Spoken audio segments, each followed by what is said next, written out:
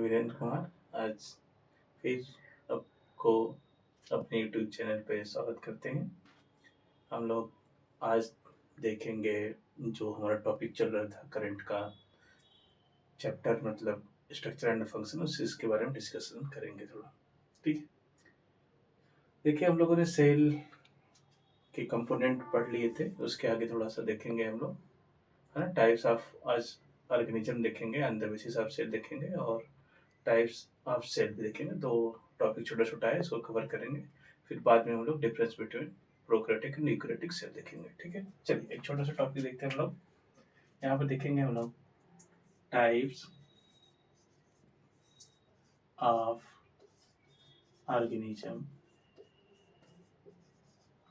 On the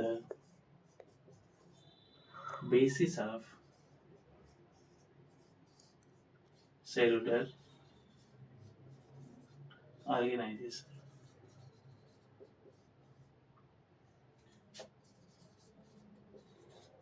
देखिए types of organism देखेंगे on the basis of cellular organisation.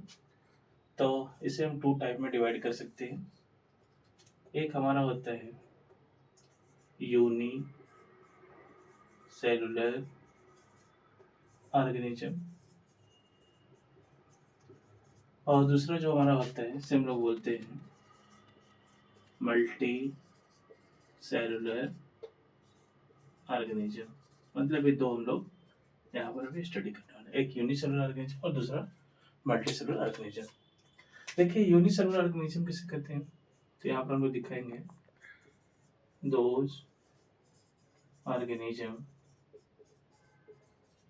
Are made by single cell is called unicellular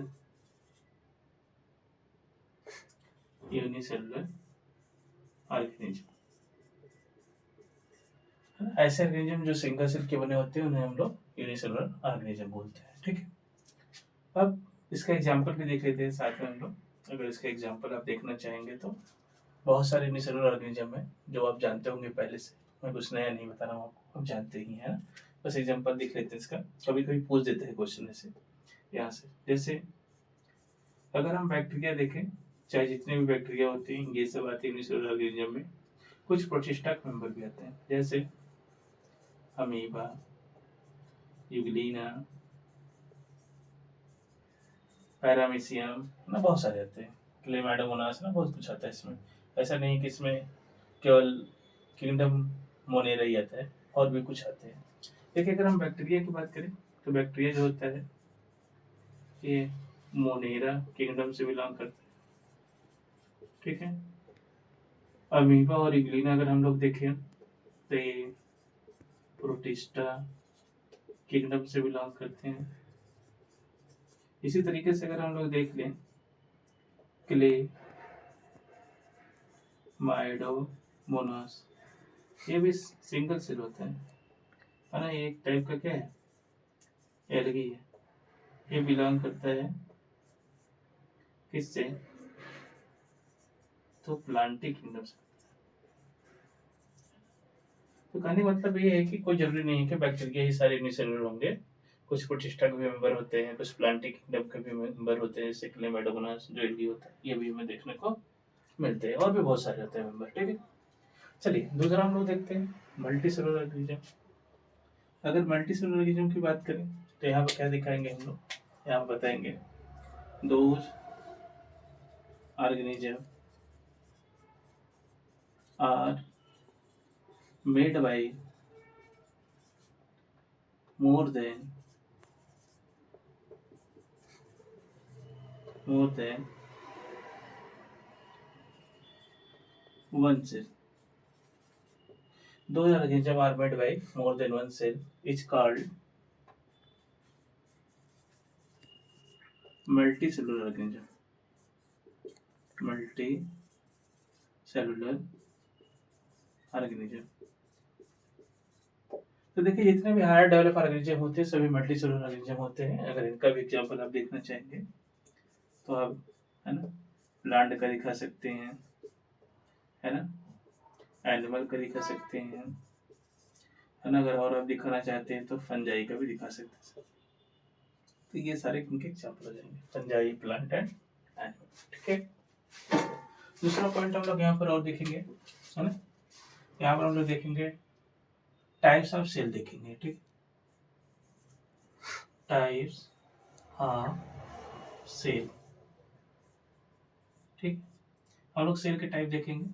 यहाँ पर cell को हम 2 type में डिवाइड करेंगे। एक हमारा होगा प्रोकैरियोटिक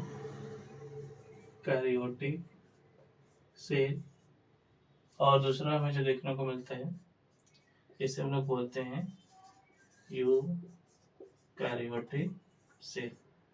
देखिए टाइप्स ऑफ जो सेल हमें दिखाया गया है ये किसके बेसिस पर है, तो आप बता देंगे on the basis of origin. देखिए ओरिजिन की बेसिस पे। ठीक है। देखिए प्रोकैरियोटिक सेल करने का मतलब क्या है। देखिए प्रोकैरियोटिक अगर हम लोग देखें तो यहाँ पर ये 2 वर्ड से बना है, एक प्रो दूसरा कैरियोटिक। ये भी 2 वर्ड से मिलकर बना है, एक यू दूसरा कैरियोटिक। तो यहाँ पर प्रो का मतलब देखिए क्या होता है, प्रो का मतलब होता है प्रिमिटिव। ठीक है। और कैरियोटिक को हम लोग कैरियन बोलते हैं। कैरियन का मतलब होता है न्यूक्लियस, मतलब those organism have primitive nucleus, primitive nucleus is called prokaryotic organism।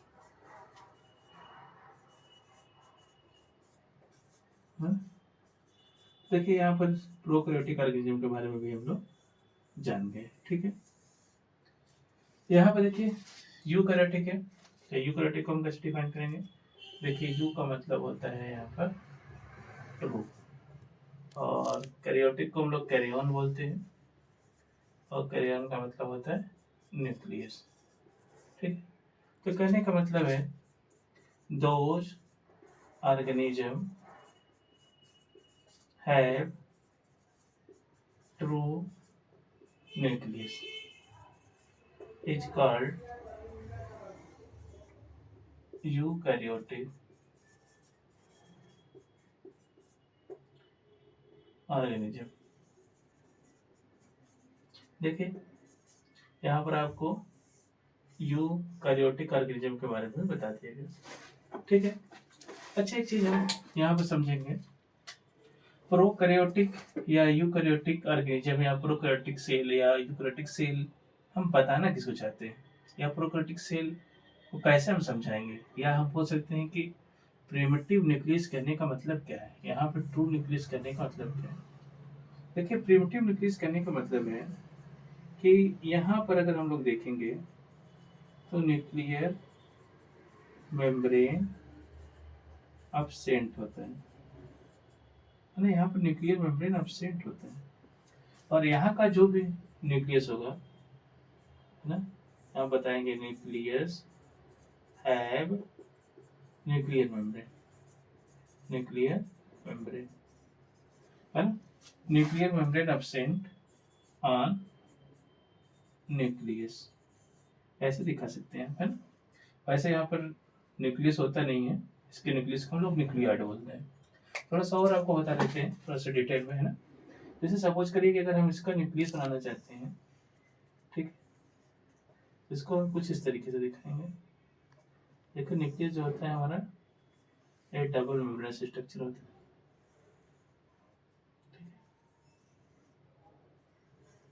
है, ऐसे,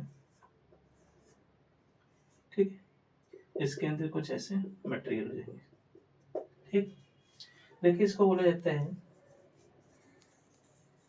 न्यूक्लियर मेम्ब्रेन। ठीक है। और इसके अंदर हो जाएगा आपका ये क्रोमेटिन। ठीक है। इसके अंदर हो जाएगा क्रोमेटिन, और ये हो जाएगा न्यूक्लियर प्लाज्म। ये सारे स्ट्रक्चर मिल करके फॉर्मेशन करते हैं ट्रू न्यूक्लियस का, ट्रू न्यूक्लियस है। जबकि यहाँ पर अगर हम लोग देख लें तो यहाँ पर ऐसे होगा, ठीक है, इस टाइप से। ठीक, यहाँ पर देखिए ये वाला स्ट्रक्चर हमारा क्या है, क्रोमैटिन है, और इस वाले को हम लोग बोलेंगे न्यूक्लियोप्लाज्म, और ये दोनों मिलकर के बनाते हैं प्रिमिटिव न्यूक्लियस।